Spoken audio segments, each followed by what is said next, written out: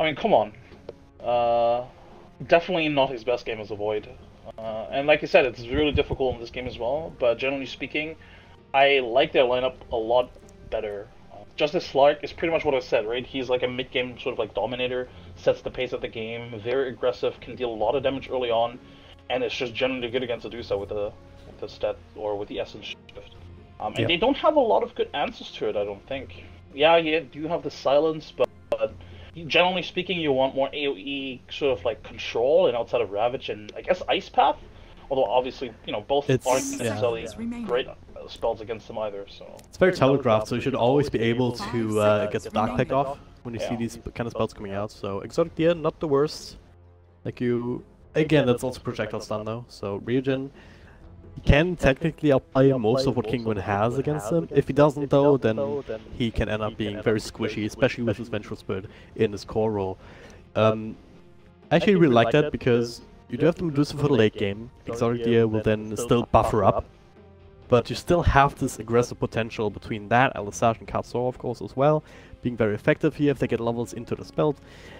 And also around this Titan to Ravage, like you're not just reliant on using that as a threat to keep Evil Corporation away, so the Medusa can farm. You can also actually make some kills happen yourself, take control of the pace of the game, and then you might not even take all the way. I think I have to restart Dota, but I mean they're paused anyway, or whatever. Yep.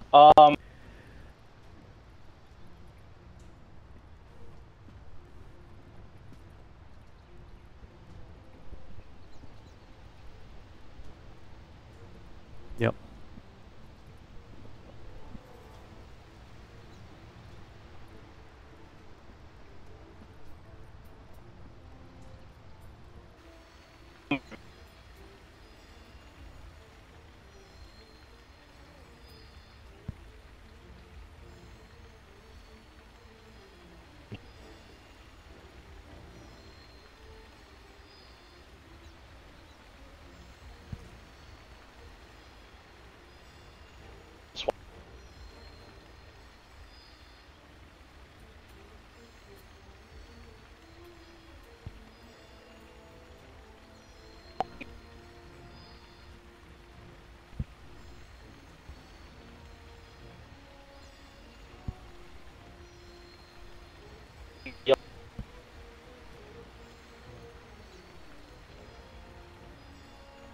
Yep.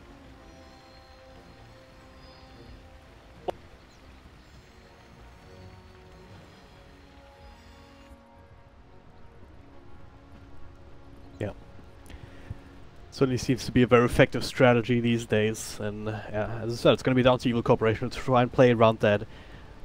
Just leveraging the Nyx Assassin, leveraging the Chronosphere more than anything else. It's going to be hard, but I can definitely see it happening. But at the same time, Kinguin, they're very determined as well, right? They want another big LAN event.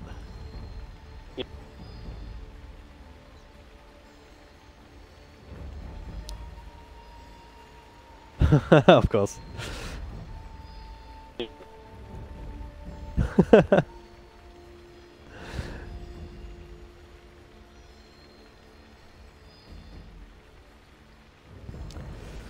Well, again, I have no explanation for that. It should be working much smoother than it is, considering how long these issues are there and kind of cropping up now and then. But well, Valve doesn't really work that way all the time. You need more Reddit threads about it, I guess. It's the one way to make them do anything.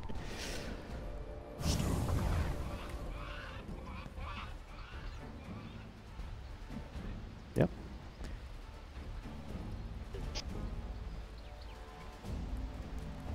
Oh yeah.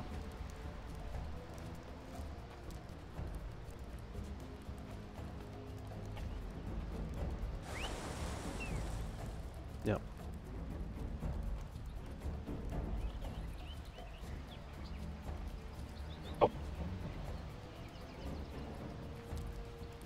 Yep.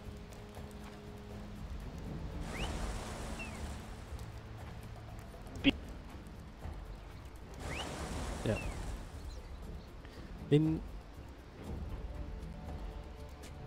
Yep. 30 seconds to battle. mean, if they do make the decision to perhaps rotate the Jakira into the top lane as well for a little bit, and just try and surprise them, have that extra bit of slows and whatnot to work with. I mean, Slark in some of these circumstances, if he gets gone on, if you start to throw the damage towards him, until he hits level 6, he doesn't really have the best defensive utility against that. So he can also be exploited like that.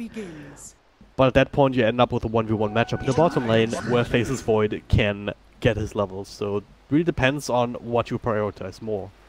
That being said though, Faceless Void, he's going mid this time. By the looks of it, perhaps? Flensmeister taking it. Oh.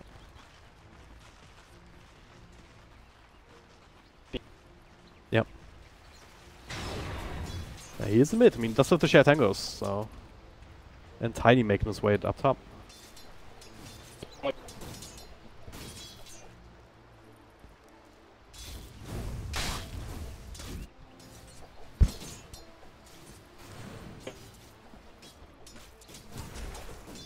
Yep. If Flensmeister was saying, dude, you didn't hit your Chronos last game, I'm gonna take that and show you how it's done. Old me on a Tiny. Who knows?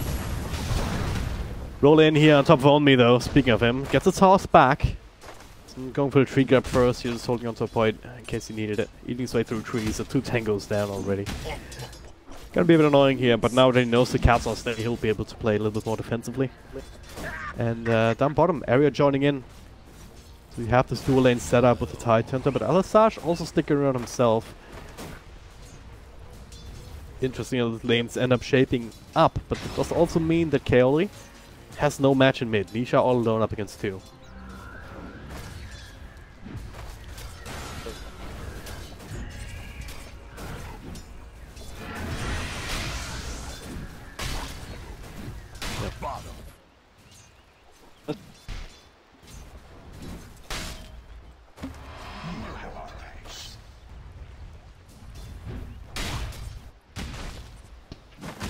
Yep.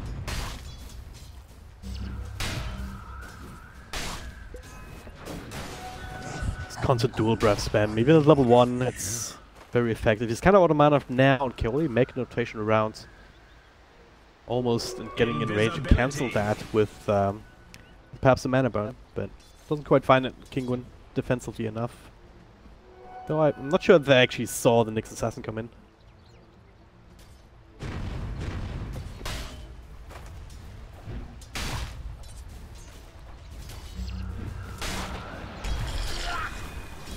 Well, I thought bottom lane. Come jump on Alisage, done with his bullshit. Trying to bring down Alisage.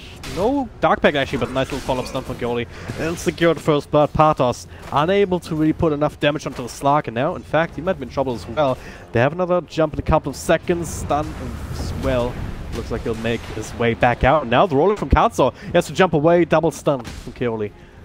Secure Reagent survival, but only just. Katsu already have an impact area with the slows. Pathos does have another spell here in case they need it, but the right click's not enough. Alright, one front trade down here. First blood advantage going towards Reagent though. But still, on level 2, that was the south, only 1 tango left. Gonna run out of regen before long down here.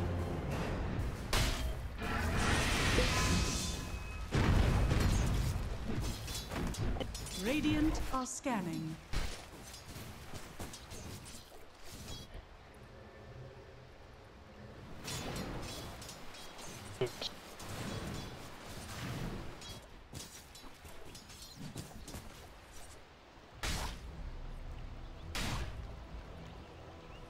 Yep.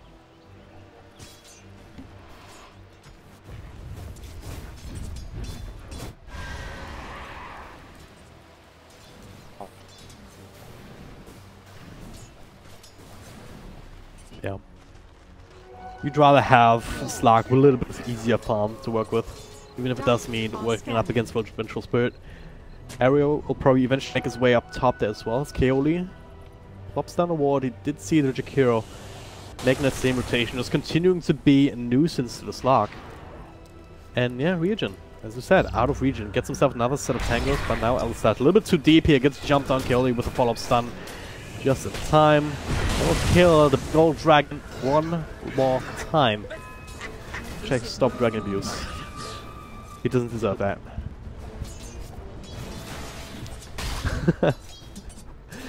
Sure.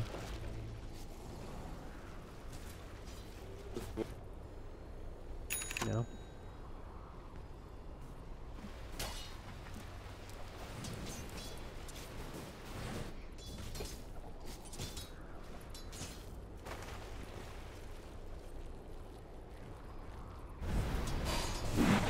Some ganked region though, this time the jump is not enough. One last one from Katos after he rolls in. Yeah, that was set up by Magic Missile too, and this is the strength of a Vengeful Spirit in this kind of a core roll.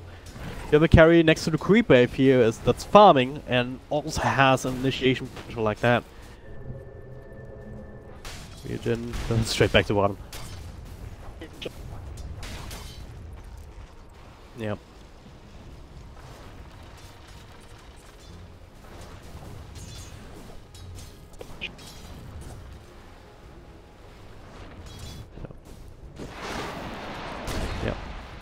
Toss on bottom, the pounce will miss, the stun as well, so Paddles will be absolutely fine. Level 5 already anyway, so 3 points up an Anchor Smash. Not gonna do a whole lot of damage. Especially with the Kraken Shell on top, so right clicks, even with Dark, even with the bit of Essence Shift, it's not really going to do the trick. Oh man. Oh shit. Oh, going on him, double stun, Keoli gets it off onto Katsu, another toss. Only he did secure the extra bounty drone with the toss play as well, we saw that. But, well, barely able to make its way out, and then now they're shrining up, so they're ready to go again. But Ryujin, I don't know what he was doing there, he might control as well, no more jump, the avalanche just in time. Make sure the extra couple of right clicks don't come out, and now the stun after the toss, Sash also making an appearance though, and all of a sudden, Evil Corporation, they don't have anything else left to throw at them. Only with another toss, trying to do some damage. And Korea coming through onto Partos as he's being tossed back under the tower. They will get that kill, especially with Flint's rotating in. But at what cost? One front trade so far, they're looking for more. Chronosphere could lead into a kill onto Sash. If they even need it. Ryujin though, okay. That was very bold indeed.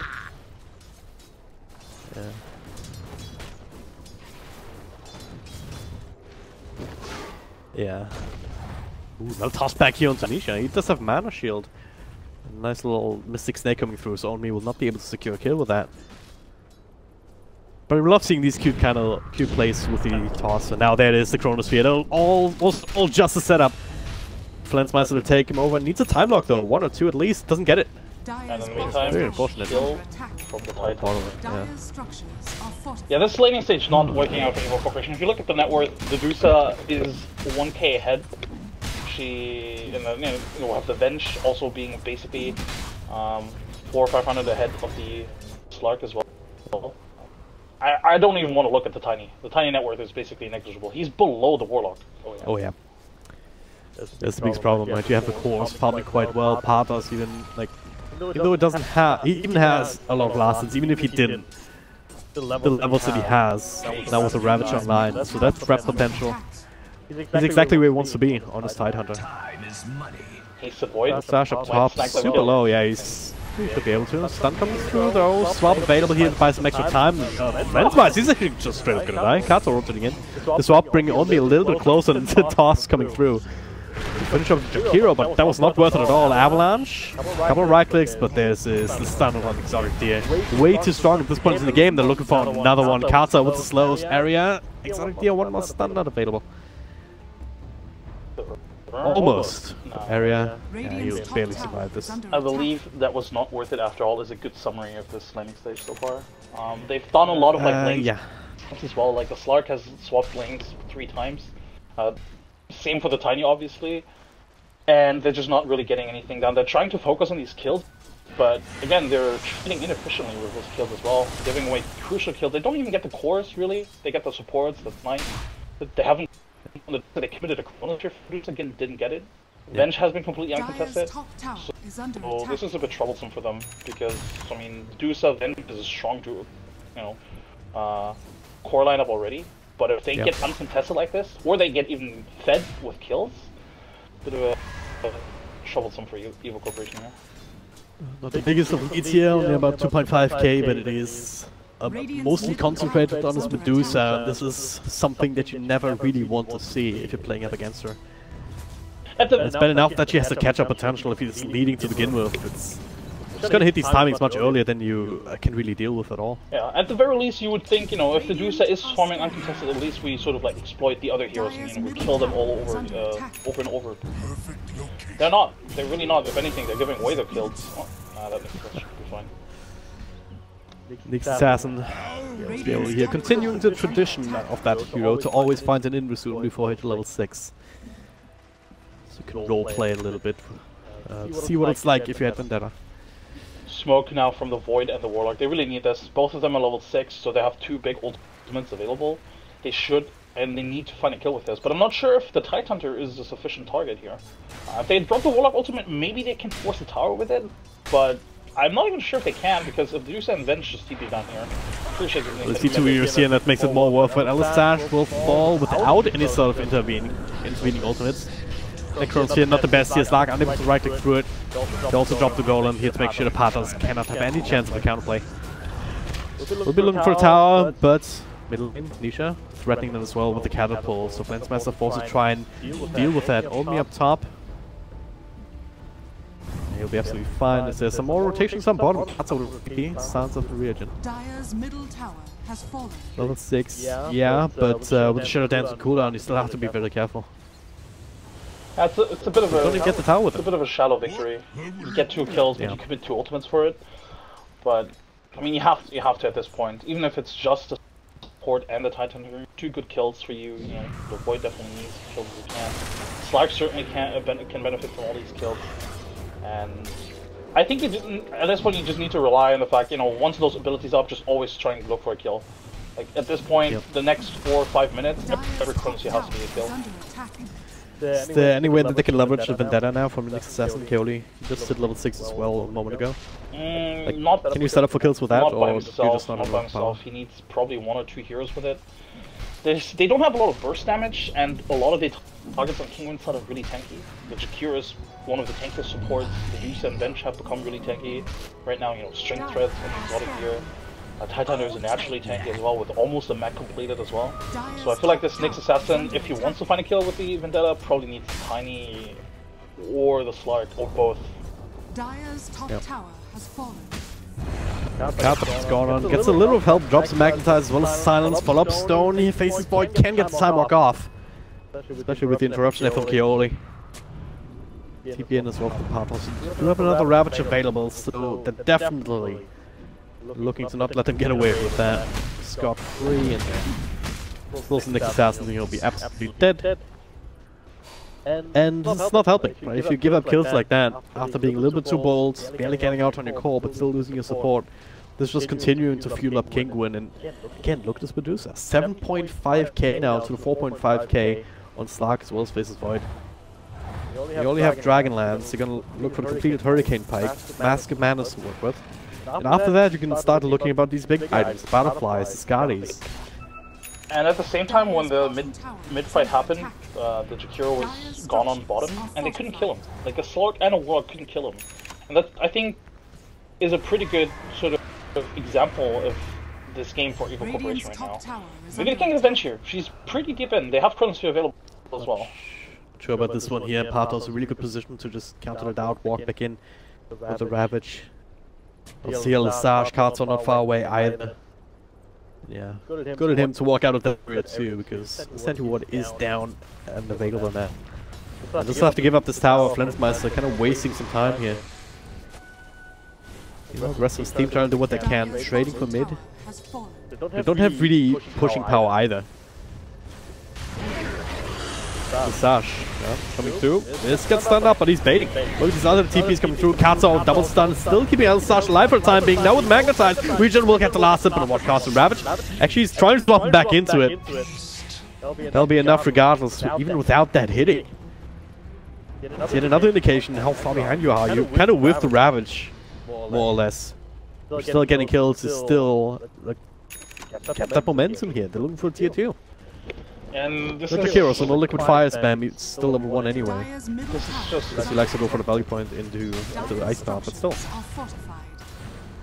This is just, I think, you know, basically the greediness from their lineup sort of biting them in the ass. It's just drafting this tricore of heroes that all need a lot of farm can't really, you know, I mean, they need a solid laning stage at the very least. Like the Slark, yeah, it's a good mid-game sort of dominator, but he needs a good start. Otherwise, he can't really transition into that. Like against these tanky heroes, he's not gonna find solo kills that easily. And and then also the fact that they prioritize the Void over the Tiny. Because now the Tiny has to farm up before he can start, you know, pushing down towers. He picked up a Blink, which I like, because they definitely need him as a sort of like initiator and ganker right now, more so than a tower pusher. But even his combo right now, if they just pick up like a diffused range up on one or two heroes, it's not gonna insta-kill anybody. Yep. Especially with Kinguin to continue to stay as defensive like that. When don't really have too much vision around the map, and now see Tiny down bottom. They're trying to set up for this tower with a double wave coming through. They will secure it. What's the Radiant's bottom tower is Slug under ultimate. what's the attack. turn on Patos? Bait. Yeah. Radiant structures That's the are trade-off here. fortified. He's being zoned out, top lane is being pushed in, and Kinguin are very happy trading a tier 1 for a tier 2 at this stage. Have a catapult of his own, 3 range creeps, liquid fire helping out just a little bit. Radiant's bottom tower has fallen. They were in a similar position last game, except they didn't have this. Now they don't have that same kind of draft advantage with a Huskar having a hard time being countered. Radiant's bottom tower Exactly. With a hero like a Huskar, you can always go for sort of like cheesy kills. Like you definitely know, you know, if you just commit to like a gank, you're most likely gonna get a kill, Radiant's especially against the bottom lineup that tower Kinguin is had under last attack. game. But right now, I'm not even sure if they can definitely ensure a kill on anybody that isn't a support on the top lane. That's Slark, isn't it? They know the ultimate is It down. looks like it here gets a jump away, and yeah, that's the ultimate. Oh, the Or was just Urn actually was taking just him out. back up. Ooh, close. Yeah, it was very close, very close indeed. But well, this is something that you cannot really afford. Well, At least you have the Void starting to get more and more damage here, and yeah, farm in general. It does have the Mask of Madness, so higher chance of getting a couple of extra time locks inside of these chronospheres, and you can select a kill with that. under But attack. Patos, he already has the mechanism to help out. Has the Blink there queued up as well as the Hood of Defiance. We're gonna finish the latter one first. So he's gonna be able to help out a little bit. Nisha very tanky in his own right anyway. well, we've been painting a So, very like- dire picture for Evil Corporation, but at the same time, you know, they still have the sort of like wombo combo potential. They definitely can hold high run very efficiently with Chronosphere, with Warlock Ultimate, you know, with Fatal Bonds. There's so much potential for like a bad positioning from Kinguin can immediately turn the tides. And once those items do come up, they can threaten the supports and potentially even the Vengeful Spirit if she oversteps. You know, she has a Mask of Madness, can be very squishy if they catch her off guard. That could be a kill once the Slug has, you know, his Diffusal Blade up. So it's by no means this is over, but it's just very difficult for Evil Corporation to play this right now. Yeah. They're trying here to push in these lanes, force Kinguin back from already going high ground or just sieging it just a little bit. But they're not in a position where they are required to do so. Again, number one, they hit the timing with Exotic Deals onto it. They were very happy taking it. In this game, well, whatever they want, they're gonna get them rogue, get themselves an Aegis. Well, bottom lane is still only slowly being pushed in, even with a macro path from Jakiro slowing that down even further. So, Evil Corporation, they're not really being as efficient as Kinguin is across the map, with their farm, with their pushes. Now we have the threat of a Ravage, plus an Aegis and Medusa. Kinguin can start to threaten high ground if they want to here, despite the Chronosphere, despite the Warlock going up. But now, alright, taking medicine to their own hands, they're gonna go on Jakiro, bring him down, Ravage, coming too late to save him. It's a bit of a waste there from Patos. Yeah, but surprising that he wouldn't go for that. Dire's Even if he saves the Chikira there, it's not like the Chikira can, you know, turn around and instantly kill all of them. Yeah. It was maybe a bit of miscommunication. Maybe expect somebody else from Kinguin to also TP. It can definitely happen. But at the same time, for Kinguin, it's not easy to walk uphill. Yeah, you have the Aegis, and you know you have all those items up right now, but it's not easy to just walk up and siege. There's so much kill potential on Evil Corporation side in those choke points. They could blink, toss the Dusa away to the tier 4 and they could just kill her. Or at the very least, force Kinguin to be in a very compromising position. Yep. Well, for now, Keoli being a bit annoying towards Medusa up top. They still need to try and secure their side of the map if they can. Secure some extra to farm here to get... again, the Fuse Blade is completed now on Slug. So he's getting there in terms of damage output. Didn't opt to go for the Shadow Blade. Because I'm not sure it would have done enough for them this game. This has to rely on his quick fingers and well-timed Dark Pact as well as his ultimate to keep him alive. Obviously you also have already Nyx Assassin as the invis on the field, so there's going to be detection. You're not necessarily going to be able to rely on a Shadow Blade to get yourself out of bad situations, or even to initiate. If you look at the experience and network growth, you can actually see that it's plateauing a little bit, both ends, on both fronts. And this is, I think, just Evil Corporation is spreading the map a lot. Like, they're just trying to farm as efficiently as possible. Yeah, sure, you're giving away towers, you're giving away Roshan. You can't contest those anyway. So just splitting the map like they are doing right now and just farming pretty much everywhere they can is actually pretty good. And they do have some good items coming up, you know. I mean, we have double Diffusal Blade now on the cores. There's a Solar Crest on the Warlock. Those are good items to pick up this early. I mean, not this early, but at this stage of the game, I suppose. Gonna have to put them to use though. Double damage on a Tiny for a little bit longer, but it seems like they will. Okay, they're gonna try. Bring down the Vengeful Spirit, but down to half health only here. Chronosphere on a couple of targets. Doesn't quite catch Medusa though. So Nietzsche gets the ultimate off. With plenty of mana, still trying to burst him down with the Fuel Blade. Not gonna work out. Flensmeister. He's silenced here from his own Mask Commanders. Can time work out, so he will be the trade in exchange for Exotic Deer only. Still a trade though. A couple of Fatal Bombs here between Anastasia and Nietzsche. Trying to at least get that one extra kill, but well. At what cost? There's two more heroes. Medusa still in the middle of that, still holding on to the Aegis. So Buyback is forced out to keep the rack safe, but he's still lost the tier 3 tower very early on into the game. Kinguin setting themselves up for continuing success here. Didn't even have to use the Rapture fight. Yeah, if they Chronosphere the Medusa, that's a completely different fight. Oh yeah. Her getting the Stone Gaze out was so huge because it was basically, it made the Chronosphere almost useless. Yeah, you almost kill the Venge in that Chronosphere, and she does afterwards as well. But if they get the Medusa in that Chronosphere, they probably find 3-4 kills there. Because that was actually a really beautiful combo, you know, Fatal Bombs, Warlock Ultimate on top of it. I'm a bit surprised how they all initiated that with the Tiny jump in. If you blink in that aggressively, I think you just toss the Vengeful Spirit back. And then if she wants to get out, she kind of has to aggressively, or she has to defensively swap either a teammate or... I don't know. I think they could have potentially played it a little bit differently. Keoli seems that here, not just a missile, but still punch back into an ice path and whatnot.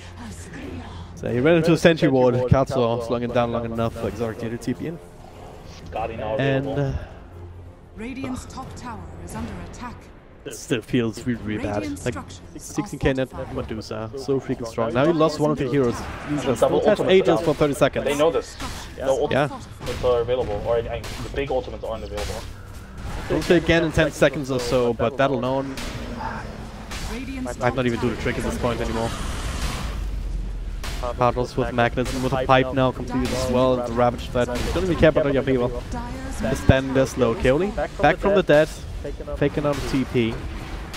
Not winning from these gens. Like Rax is taking the punch, but they have to make a play right now. And there it is. Blink toss into the stun. Ravage still comes out though. So Patos will be just fine. Only not so much. He gets put down by Russell Kinguin. There's a Chronosphere in 4. Alright, that works. Bring down one. Keoli not ready with the follow-up impale though.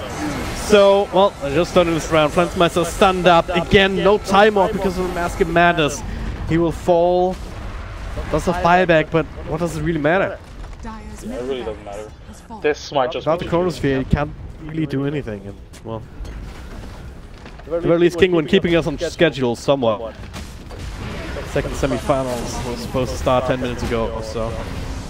But there it is. They still have the Warlock and come back off cooldown, but son of a Snark, he is dead. Through them, they cannot bring down anyone, let alone Nisha. Yeah, that fight in mid lane, that was just really badly executed from the Evil Corporation. You know, the Link toss, this is something that I referred to earlier, it doesn't really work on the Tidehunter because you're not going to kill him, and if anything, it was a perfect for Tidehunter. He found the perfect initiation, 3-man Ravage on top of it. So that was just not great from them at all. That was a great Chronosphere, but even during the Chronosphere, who did they focus? They focused the Tidehunter who already blew the Ravage. Yeah. If someone was lowest, they didn't feel confident enough having enough damage for anyone else. And the stun, they tried to use the stun on the Tidehunter, didn't quite prevent the Ravage, so it was on cooldown. He has a follow for the Chronosphere, because they all lined up pretty well. Could have been a Ravage on this B-Corp if they had that available, but just wasn't the case. Now, at the very least, they claim Katsu on the way back. It's also gemmed down. Did they see it? Not even sure. Still lying there, no one picked it up. Courier also not on the way. Pathos gets the blink out. Evil Corporation, they're trying their best. They're sticking around in this game. They want to do one more team fight, and if they execute it properly, maybe they can defend, maybe they can get themselves something. Some sort of momentum. Medusa is completely out of position, and I believe they noted it as well. Like, if they can find the Medusa here, that'd be huge. Aegis is down after all. Finds now. Tier 2 is still alive though, and forced to reveal himself. Spidey senses are tingling here for Medusa, and that as well as perhaps the ward.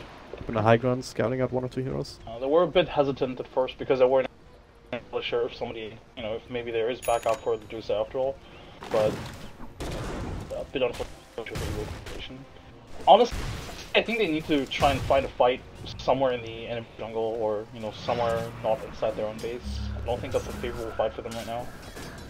If you lose a fight on the other side of the map, maybe you have a chance to respawn, but if you also keep the lanes pushed out, if you lose another fight on your side of the map, it's just GG. At the very least, if you take a fight somewhere else, you don't give Kinguin time to position themselves. Like in the mid lane, that was such a good positioning from Kinguin. Yeah, they all walk into the 5-man Chronosphere, but before that they were perfectly split. There was no opening for like a 3-man Chronosphere, 2-man top. So this is like if you want to fight with those big ultimates, I think you kind of have to do it intentional card. But CK only paths to cover the gem, so they can keep track of the next. So he's dead. Does the buyback, uses it immediately. If they had just picked up the gem earlier, that wouldn't have happened. Yeah. That was also sentry down that scattered them up first. So. And protection fatal from Shakiro. And they're gonna go try to be a bit annoying, but meanwhile, Stone gets up front, the Ravage, catching Nick's assassin, that's the buyback in him. Area, no buyback for him either. So the 2 supports down the drain. Meanwhile, in the back, Flens trying to do what he can together with the rest of his team, but they just don't quite have enough power. The Chronosphere comes through onto Medusa. Can barely even eat through half the mana before he dies. And GG is called Evil Corporation.